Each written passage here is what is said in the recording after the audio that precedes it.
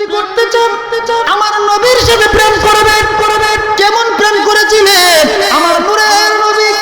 আমার নূরের নবী মদিনাতে বালুর চরের মধ্যে দাঁড়িয়ে আছে রে বাবা। দাঁড়ানো অবস্থার মাধ্যমে হঠাৎ করে দেখে দুইটা পাখি উড়ালতেছে, চতুর্দিকে ঘুরতেছে। একটা ছোট্ট পাখি আর একটা হচ্ছে বড় পাখি। ওই ছোট্ট পাখিটা ঘুরতে ঘুরতে কোনো জায়গা পায় না, বাঁচতে পারে না। হঠাৎ করে ওই ছোট্ট পাখিটা আমার নবীজির কাঁধ মোবারকের মধ্যে বসে গেছে। সুবহানাল্লাহ, সুবহানাল্লাহ। আমার নবীজির কাঁধ মোবারকের মধ্যে বসিয়া হঠাৎ করে ডাক, দেখো ইয়া রাসূলুল্লাহ, আমি জানি আপনি তো উম্মতের কান্ডারি, উম্মতের দেওয়ানা, কারো কষ্ট সহ্য করতে পারেন না, কারো কষ্ট সহ্য করতে পারেন না। ও মায়ার নবী গো, আমি একটা বিপদের মধ্যে পড়ে আপনার কাছে হাজির হয়ে গেলাম। আমার নবী ডাক দেখ, উম্মত, ও পাখি তুমি কি বলো বলতে পারো? ডাক দেখ, ইয়া রাসূলুল্লাহ, আমি আপনার আস্তিনার মধ্যে, আমি আপনার বুকের ভিতরে, আপনার চাদরের ভিতরে একটু ঢুকে যাইতে চাই। কই কেন? ইয়া রাসূলুল্লাহ, নবী গো, আমাকে খাওয়ার জন্য, আমাকে মারার জন্য একটা বড় পাখি আমাকে অনেক দিন পর্যন্ত, 3 দিন পর্যন্ত দৌড়াইতেছে, আমাকে ধরতে পারে না, আমাকে খাওয়ার জন্য আমার জীবন বাঁচাইতে পারতেছি না। ইয়া রাসূলুল্লাহ, আপনার আস্তিনার মধ্যে যদি ঢুকি এমন কোন পৃথিবীতে কিছুই নাই আপনাকে আমাকে মারতে পারে। ইয়া রাসূলুল্লাহ, আপনার আস্তিনার মধ্যে আমাকে জায়গা দিবেন নি? জুরে কোন আল্লাহু আকবার। বন্ধুরারে আমার মায়ের নবী ডাক দেখ, ওই পাখি তাহলে একটা কথা শোনো, আমার আস্তিনার ভিতরে ঢুকে যাও।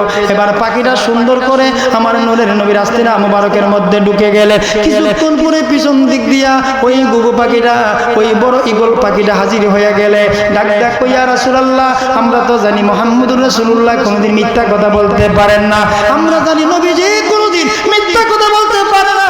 ও মায়ের নবী গো, আপনার পাশে দিয়ে একটা ছোট পাখি গেছে, ওই পাখিটার আপনি দেখছেন নি?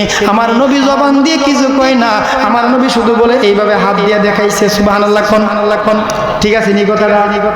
এখানে তো ঢুকছে, আমার নবী শুধু হাত দিয়ে ঢুকাইছে, অর্থাৎ সে যেন বুঝে চলে গেছে।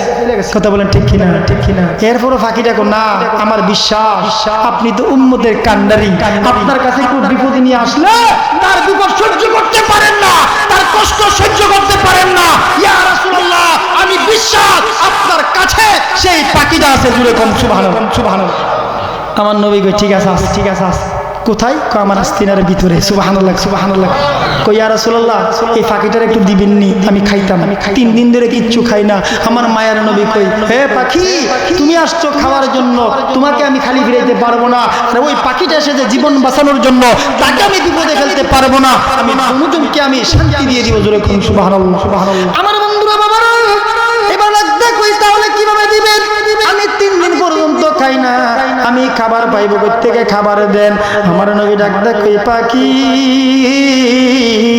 তবে একটা কথা শোনো, তুমি ওই পাখিটাকে খাইও না, পাখিটারে জান তুমি হত্যা কইরো না। একটা মানুষকে তুমি মারতে পারবে না, একটা পাখি গো তুমি মারতে পারবে না।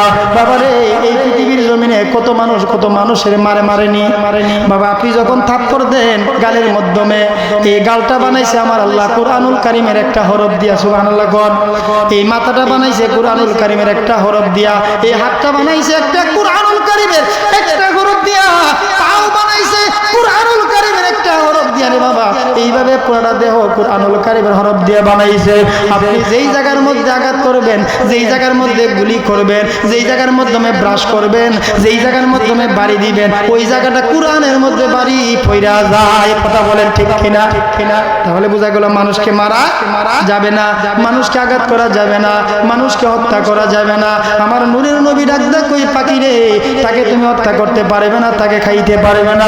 ওই পাখিটা ডাক দেখ, ওই নবী গো, তাহলে আমি 3 দিন ধরে খাই না, আমি পেটের খিদা কেমনে নিবারণ করব? আমার নূরের নবী মুখ মুবারক, জামা মুবারক টান দিয়া খুলছে, টান দিয়া খোলার পরে ডাক দেখ, ওই পাখি তুমি আমার কাছে আসো।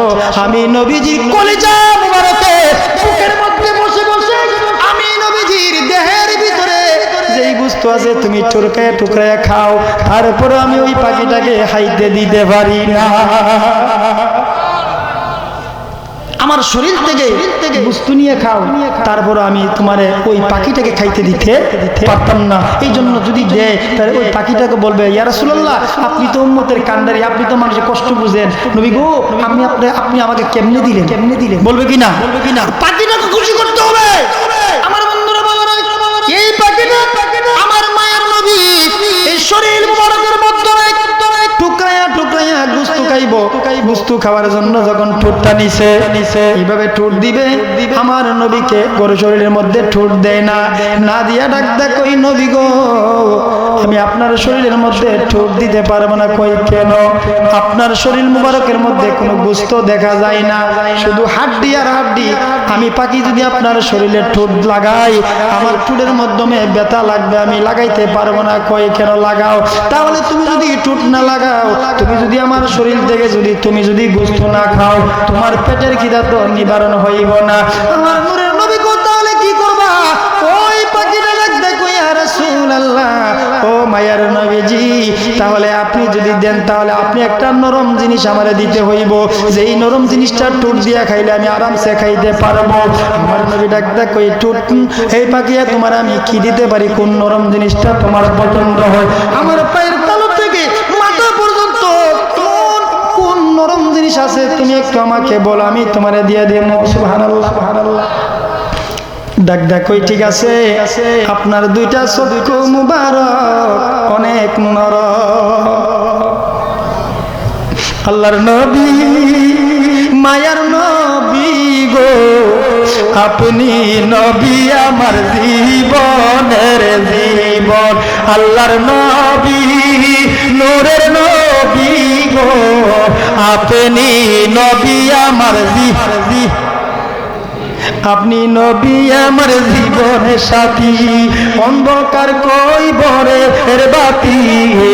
আপনি নবী আমার নির্দনিয়ার ঘর।